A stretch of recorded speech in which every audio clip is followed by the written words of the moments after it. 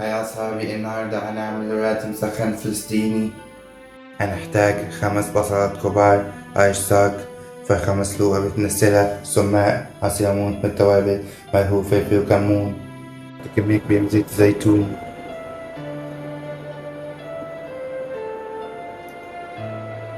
وهننزل عليه بالبصل.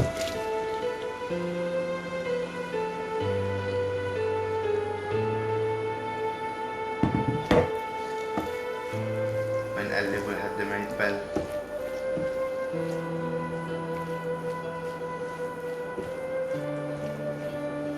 هنحط شرايح الفراخ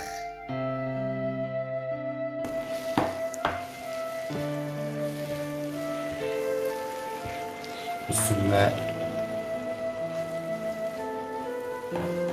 عصير ليمون، توابل،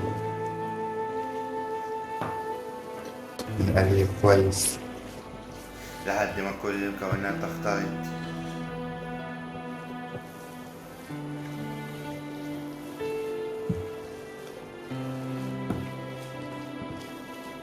المسخن بقى جاهز.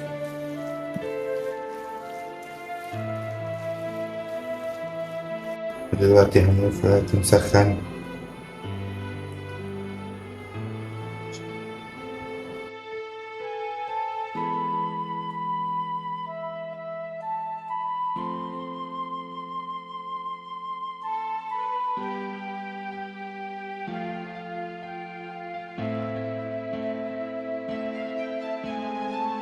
نعمل واحدة تانية مع بعض.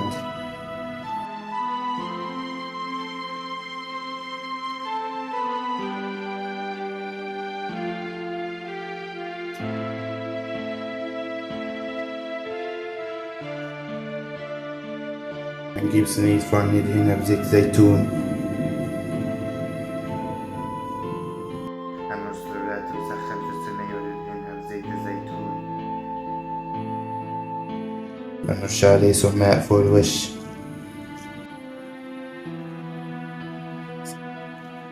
دخل الولايات المسخن في الفرن على درجة حرارة 180. هذا شكل الولايات المسخن بعد ما طلعت من الفرن مقرمشة وجميلة. أتمنى تجربوها وتعجبكم.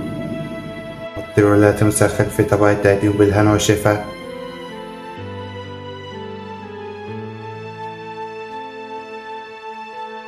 تراث فلسطين هيفضل في قلوبنا. تحيا فلسطين وشعبها.